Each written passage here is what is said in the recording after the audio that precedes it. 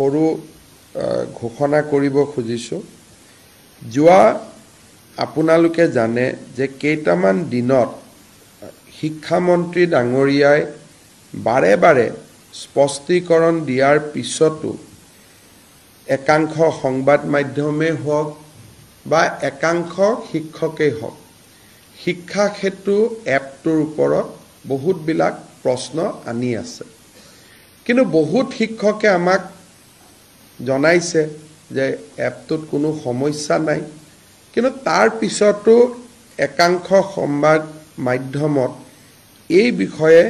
যোৱা এটা বছৰ চৰ্চিত হৈ আছে আমি এখন আজি চৰকাৰে কমিটি গঠন কৰিছো এই কমিটিখনত তিনিজন ব্যক্তি থাকিব প্ৰফেসৰ পৰমেশ্বৰ আয়াৰ তেখেত dean IIT Guwahati professor Sarat Kumar Patra তেওঁ director Indian information of technology Guwahati doctor Hiten Choudhury তেওঁ কটন কলেজৰ head of the department computer science and information technology অৰ্থাৎ ৰাজ্যত ইনফৰমেশ্যন টেকনলজিৰ ওপৰত যদি কোনোবা বিশেষজ্ঞ বা কম্পিউটাৰৰ ওপৰত যদি আমি বিশেষজ্ঞ বুলি কওঁ এওঁলোকতকৈ আৰু ওপৰত বিশেষজ্ঞ আজিৰ দিনত হয়তো আমাৰ ৰাজ্যত 2-4জন থাকিলেও ফটক কৰি পাবলৈ টান হ'ব এই তিনিওজন ব্যক্তি আৰু য'ত director elementary education will be the member secretary director elementary এডুকেশ্যনে মেম্বাৰ সেক্ৰেটাৰী হিচাপে কাম কৰিব শিক্ষা সেতুৰ গুণগত মানদণ্ডৰ ওপৰত এটা কোনোবাই সময়ত স্কুলত যাব বেয়া পায় হেতু এটা বেলেগ কথা শেষলৈকে স্কুলত থাকিব দিলে বেয়া পায় হেতু এটা বেলেগ কথা কিন্তু একাংশ সংবাদ মাধ্যমে কৈ আছে নহয় গছৰ ওপৰত উঠি এটেন্ডেন্স দিব লাগে এতিয়া যিসকলে এপটো পৰিচালনা কৰিছে তেওঁলোকে মোক জনাইছে যে এইবোৰ একো কৰিব নালাগে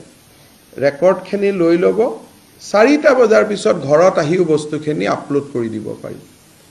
কোনো গছত বা ঘৰত উঠাৰ কোনো প্ৰয়োজন নাই কিন্তু গোটেই শিক্ষা ব্যৱস্থাটো যোৱা কিছুদিনৰ পৰা এটা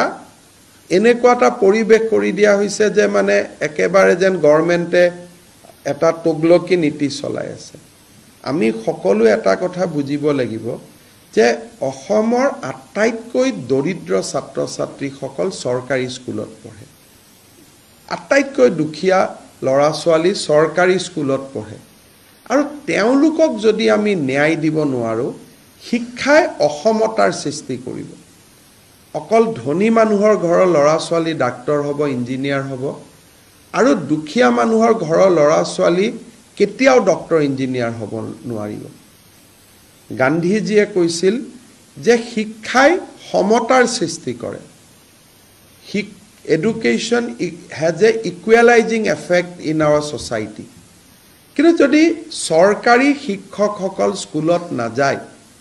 তে শিক্ষাই ইমান এটা ডাঙৰ অসমতাৰ সৃষ্টি কৰিব যে সেই অসমতা আমি দূৰ কৰিব নোৱাৰো আজি মই এটা উদাহৰণ দিছো প্ৰতিদিন বাতৰি কাকতখনে এই ধৰণৰ কথা লিখে গছৰ ওপৰত উঠে গছৰ তলত উঠে কিন্তু তেওঁৰ বা মোৰ 2টা ল'ৰা ছোৱালীয়ে প্ৰাইভেট স্কুলত পঢ়িছো গতিকে এই দুখীয়া দৰিদ্ৰ সৰকাৰী স্কুলত পঢ়া ল'ৰা ছোৱালীৰ যেটো প্ৰয়োজনীয়তা যে শিক্ষক এজন তেওঁলোকৰ বাবে মৌলিক অধিকাৰ শিক্ষকজন তেওঁলোকৰ মৌলিক অধিকাৰ তেওঁলোক that is their fundamental rights গতিকে শিক্ষকজনক সময়ত উপস্থিত থাকিব কোৱাটো সৰকাৰখনৰ বাবে অপৰাধ হ'ব নোৱাৰে শিক্ষা মন্ত্ৰীক তাৰ কাৰণে অপৰাধী সজাব নোৱাৰে কিন্তু যদি এপটোত কিবা ভুল আছে ডেফিনেটলি আমি ঠিক কৰিব লাগিব যদি এপটোত হসাই গছৰ ওপৰত উঠিহে এপটোত পৰীক্ষা দিব লাগে এটেন্ডেন্স দিব লাগে দেন শিক্ষা বিভাগে তাৰ উত্তৰ ডেফিনেটলি দিব লাগিব আৰু শিক্ষা বিভাগো ৰাইজৰ কাঠগড়াত থিয় হ'ব লাগিব সেই কাৰণে মই অসমৰ শিক্ষক সমাজক অনুৰোধ কৰি যে যিসকলে এপটোৰ গুণগত মানদণ্ডৰ ওপৰত প্ৰশ্ন কৰিছে তেওঁলোকে ডাইৰেক্টৰ এলিমেণ্টাৰী এডুকেশ্যনৰ ওচৰত তেওঁলোকৰ অভিজ্ঞতাখিনি লিখি দিলে এই তিনিওজন কমিটি যি তিনিখন কমিটি আছে ডক্টৰ পৰমেশ্বৰ আয়াৰ তেওঁ গুৱাহাটী IITৰ dean doctor Sarat Kumar Patra director Indian Institute of Information Technology Guwahati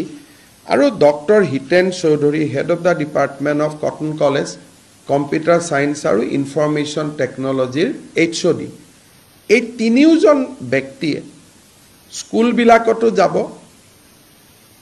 এপটো নিজে চলাই চাব তাত কিবা ভুল আছে নেকি আৰু শিক্ষকসকলৰ কথাও শুনিব আৰু তেওঁলোকে আমাক সাজেশন দিব যে এপটোক যদি কিবা ভুল আছে আমি কেনেকৈ তাক ইমপ্ৰুভ কৰিব পাৰোঁ কিন্তু সময়ত যোৱা আৰু সময়ত স্কুলৰ পৰা অহা ইলেকশ্যনত লাগিলে আমাক ভোট দিয়কে বা নিদিয়ক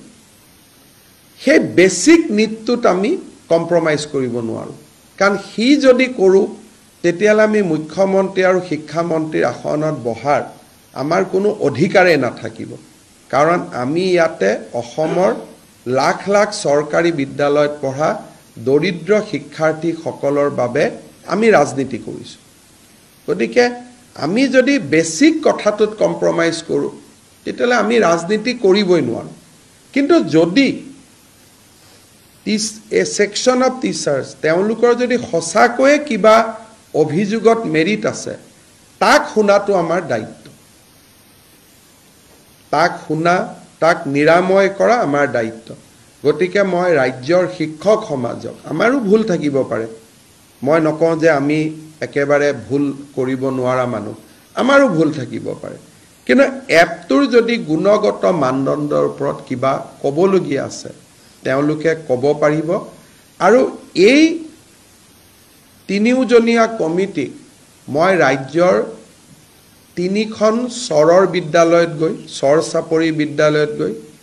তিনিখন পাহাৰৰ বিদ্যালয়ত গৈ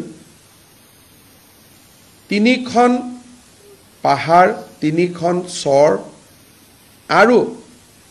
তিনিখন আমাৰ একেবাৰে পিছপৰা অঞ্চলৰ স্কুলত গৈ এপখিনি ৰাতিপুৱা সেই সময়টোত নিজে ব্যৱহাৰ কৰি আমাক পৰামৰ্শ দিবলৈ মই আহ্বান জনাইছোঁ কমিটিখনৰ লগত ময়ো কথা পাতি ল'ম জুলাই মাহৰ 31 তাৰিখলৈকে যেহেতু গৰম বন্ধ থাকিব সকলো শিক্ষকক এই কমিটিত মই তেওঁলোকৰ অভিজ্ঞতা কমপ্লেইন দিবৰ বাবে মই অনুৰোধ কৰিম অহা কালি বা পৰহি পেপাৰত ইমেইল একাউণ্ট আদি কমিটিয়ে দি দিব আৰু আমি নিৰপেক্ষভাৱে এই কমিটিখনৰ প্ৰতিবেদন অহা 1 ছেপ্টেম্বৰত ৰাইজৰ আগত আমি প্ৰকাশ কৰিম যে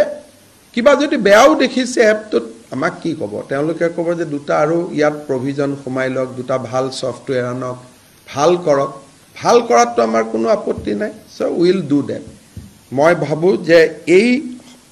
ব্যৱস্থাৰ পিছত ৰাজ্যৰ শিক্ষা ব্যৱস্থা যোৱা এটা বছৰ ধৰি যিকোনো কাৰণতে সৃষ্টি হৈ থকা তিক্ততাৰ অৱসান ঘটিব আৰু শিক্ষামন্ত্ৰী অনুজ পেগু ডাঙৰীয়াৰ লগতো মই কথা পাতিছোঁ তেওঁ কৈছে যে মোৰ কোনো আপত্তি নাই মুখ্যমন্ত্ৰীয়ে যদি এনেকুৱা কমিটি এটা গঠন কৰি দিয়ে মই আদৰণি জনাম আৰু এই কমিটিটো শিক্ষা বিভাগৰ পৰিৱৰ্তে মই নিজে পিক কৰিছোঁ